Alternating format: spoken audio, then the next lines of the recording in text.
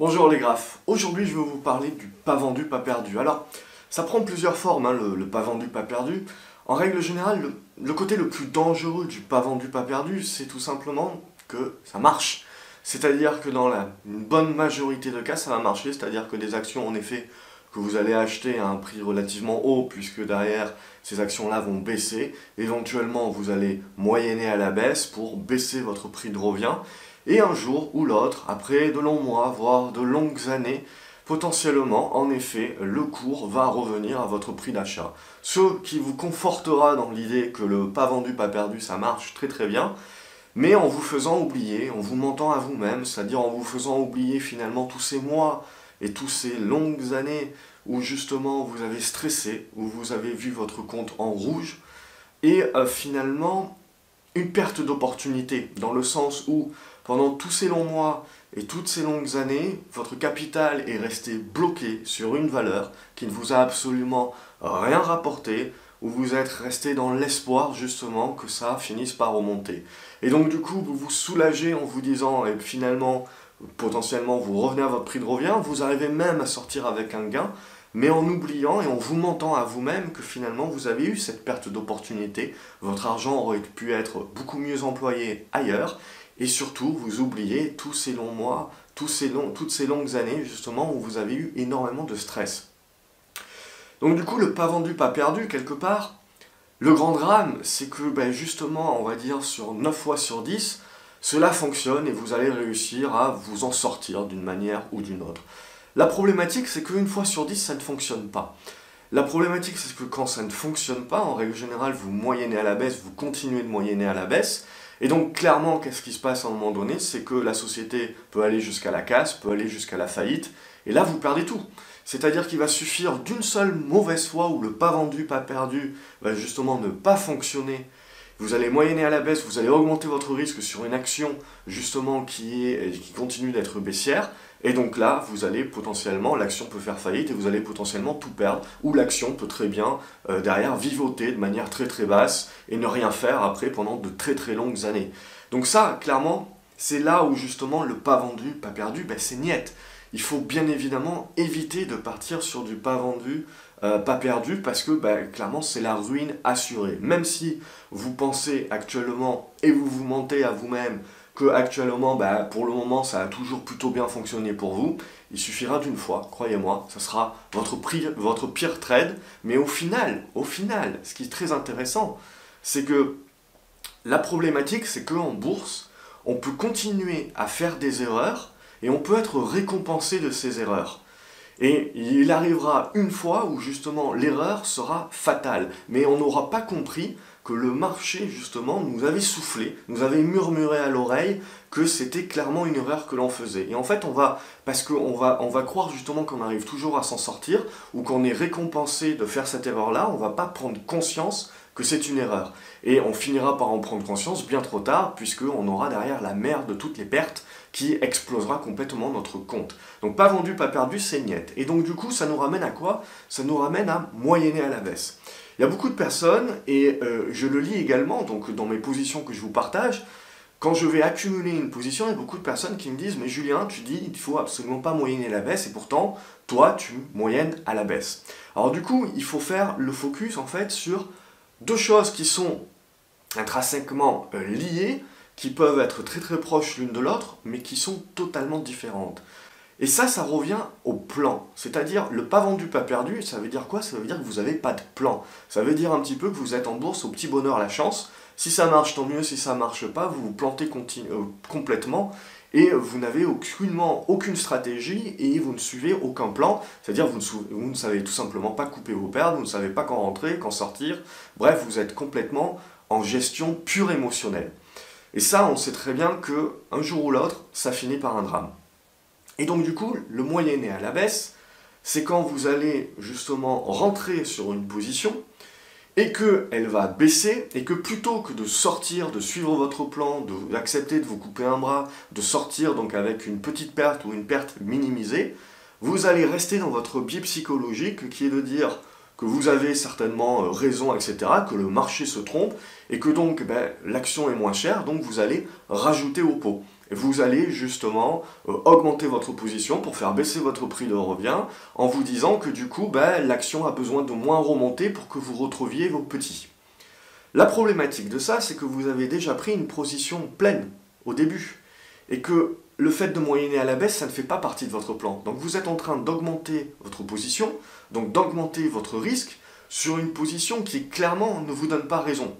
Donc vous êtes tout simplement en train d'augmenter encore plus votre stress également et en train de partir dans le pas vendu, pas perdu qui est un drame, non seulement financier, mais mental aussi. Le capital, je vous le dis toujours, la première règle c'est de protéger votre capital, mais je dirais la première règle avant de protéger votre capital financier, c'est de protéger votre capital confiance. C'est ça qui est clairement le nerf de la guerre. Sans confiance, vous ne pourrez rien faire de toute façon sur les marchés. Vous ne pourrez pas tenir vos positions, vous ne pourrez pas laisser courir les gains. Et donc, si vous ne pouvez pas laisser courir les gains, derrière, évidemment, vous ne pouvez pas être rentable. Donc, ce qui est très important, c'est de bien faire le distinguo entre moyenner à la baisse et lisser. Moyenner à la baisse, c'est tout simplement rajouter du risque, rajouter des positions, rajouter des titres à votre position, alors que ce n'était pas prévu au départ. Donc vous êtes en train de rajouter des titres juste parce que vous pensez que ça va remonter et vous espérez du coup retrouver vos petits et ne pas perdre d'argent. Ça c'est un drame, parce que à ne pas vouloir perdre finalement une petite perte qui peut être grande pour vous, on finit par avoir une énorme perte qui est en règle générale pas rattrapable avec le temps.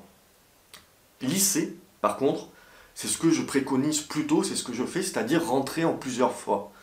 Et la différence entre lisser et moyenner à la baisse, elle est infime, c'est-à-dire que sur le fond c'est exactement la même chose, c'est-à-dire que plus l'action va baisser et plus je vais augmenter ma position. Mais la différence, c'est que quand on moyenne à la baisse, ce qu'il ne faut pas faire, c'est qu'on le fait sans plan, et que donc on a déjà pris une position pleine et on va devoir rajouter. Ça c'est la martingale, et donc évidemment, dans la majorité des cas, ça ne fonctionne pas, et on finit par sortir une grosse perte. Lisser, c'est dès le début, avant même de prendre ma première position, je me dis, voilà, je suis prêt à anticiper sur cette position, parce que j'ai des raisons fondamentales, parce que j'ai X raisons, mais je sais très bien que potentiellement cette action peut aller plus bas. Donc j'accepte, admettons, je veux, dans ma position pleine, je veux avoir 10 000 titres, mais je sais très bien que voilà, potentiellement, je veux anticiper une partie, et puis acheter l'autre partie sur signal, donc plutôt que d'acheter mes 10 000 titres, et puis derrière de voir le titre baisser et de me dire je rachète encore 10 000 titres, et donc en fait j'ai doublement la position que celle que j'avais prévue au départ, donc j'ai doublement le risque, en plus dans une position qui est inconfortable. Là ce que je vais faire, c'est que je vais lisser mon prix justement en me disant dès le départ dans mon plan, j'ai prévu d'acheter cette action à 10 €, mais aussi je vois que si elle descend à 9,50 € ça va m'intéresser, à 9 € également. Et donc en fait je vais rentrer en 2 ou 3 fois et je vais lisser mon prix de revient de cette manière-là. Mais la différence entre moyenner à la baisse et lisser, c'est que quand je lisse, ça fait partie de mon plan, de la genèse de mon plan au départ. Et surtout, si je pars du principe que ma position pleine, ça va être 10 000 titres, je ne vais pas rentrer 10 000 titres sur ma première ligne, je vais rentrer 1000 titres. Sur ma deuxième ligne, je vais rentrer 2000 titres. Sur ma troisième ligne, je vais rentrer encore 2000 titres. Et le reste des titres, je vais rentrer uniquement quand la configuration ou les news fondamentales, etc. vont me donner raison. Et donc je vais augmenter ma position et renforcer ma position derrière dans le sens de la tendance. Mais le début de ma position, je peux être amené à la lisser. Donc c'est ça aussi la différence. J'ai souvent la question, pourquoi tu moyennes à la baisse alors que je te dis qu'il ne faut pas moyenner à la baisse? Non, je lisse. Ça fait partie de mon plan. Donc j'achète au fur et à mesure, parce que ça fait partie de mon plan, ça fait partie des niveaux que j'ai prédéfinis, et ça fait partie de ma gestion du risque. C'est-à-dire qu'à la fin, j'aurai mes 10 000 titres. Sauf que j'aurai mes 10 000 titres qui auront été lissés finalement sur un prix de revient moyen.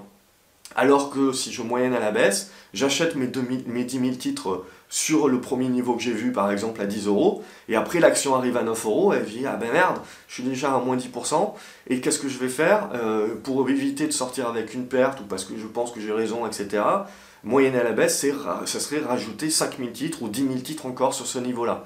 Et là, si ça continue à baisser, vous avez une taille de position qui est trop grosse, les pertes deviennent vraiment trop énormes, et donc si vous n'aviez pas été capable de couper déjà en premier lieu, là vous l'êtes encore moins.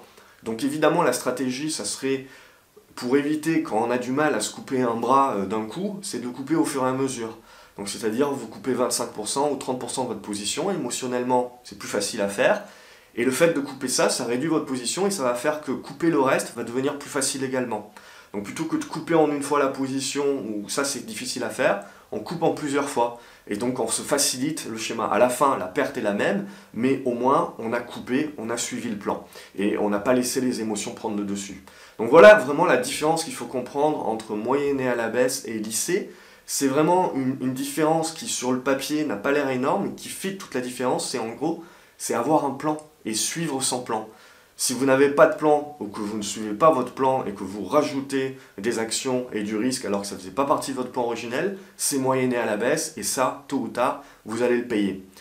Si vous rajoutez, si ça fait partie de votre plan, que vous rajoutez vos actions et que vous suivez votre plan au fur et à mesure que l'action baisse, mais que ça fait partie intégrante de votre plan et que vous restez dans votre poche englobante, c'est-à-dire du nombre de titres que vous aviez prévu de prendre et donc du risque que vous aviez prévu de prendre, ça s'appelle lisser, et ça s'appelle respecter le plan, et ça c'est pas mauvais, et c'est pas néfaste en soi, c'est vous suivez le plan.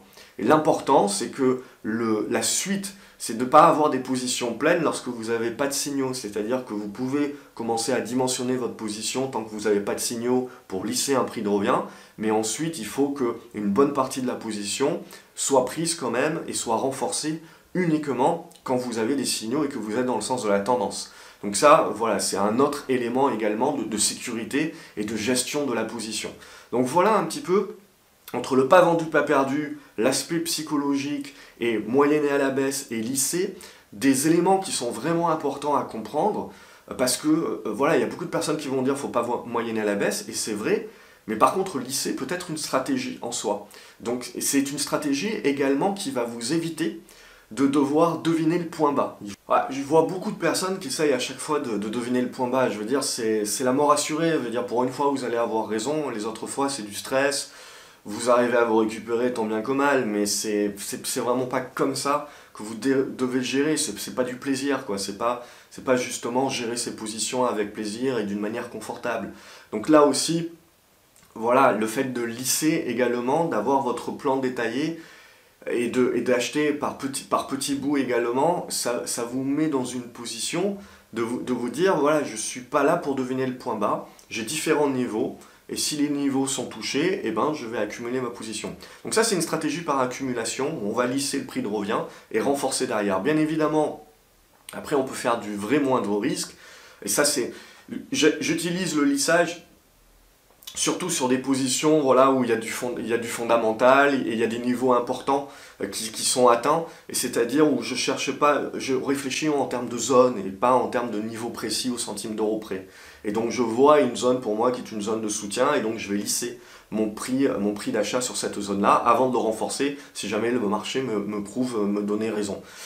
Après, évidemment, il y a le moins de risque qui est de dire, moi, j'achète pas tant que j'ai pas de signal, et c'est-à-dire, j'attends le signal. Là, le but de cette vidéo, c'était clairement de vous expliquer le pas vendu, pas perdu, le moyen-âge à la baisse, et surtout le lissage qui, elle, peut être une stratégie viable et qui est parfaitement utilisable. Et j'aurais tendance à l'utiliser surtout sur des dossiers où les fondamentaux sont bons, c'est-à-dire où je vais acheter avant tout des fondamentaux, et après, je vais renforcer ma position sur des aspects graphiques. Voilà donc pour cette vidéo, j'espère que ça vous a plu et que ça peut vous aider. N'hésitez pas dans les commentaires à me dire comment vous voyez cette stratégie, comment maintenant, si vous avez bien compris la différence justement, et comment vous allez potentiellement pouvoir l'appliquer pour vos propres positions, ou si vous avez en fait des stratégies différentes. Je veux dire, chacun également, le but c'est d'être confortable, et de vous sentir confortable et de sentir que vos émotions ne prennent pas le dessus. Donc il faut trouver, en fonction de votre profil, de votre personnalité, de votre capital, de votre horizon de placement, il faut trouver voilà, l'équilibre qui est bon pour vous. Donc n'hésitez pas à partager également aujourd'hui la gestion des positions qui vous apporte un équilibre. Je pense que ça peut permettre d'apporter de l'exhaustivité et d'aider également les gens qui regardent cette vidéo. Donc n'hésitez pas, je me ferai un plaisir de vous répondre également dans les commentaires si vous avez des questions. N'oubliez pas de vous abonner à la chaîne, comme ça vous ne loupez aucune autre vidéo. Et je vous souhaite donc une excellente journée les graphes, et je vous dis à la prochaine. Salut les graphes!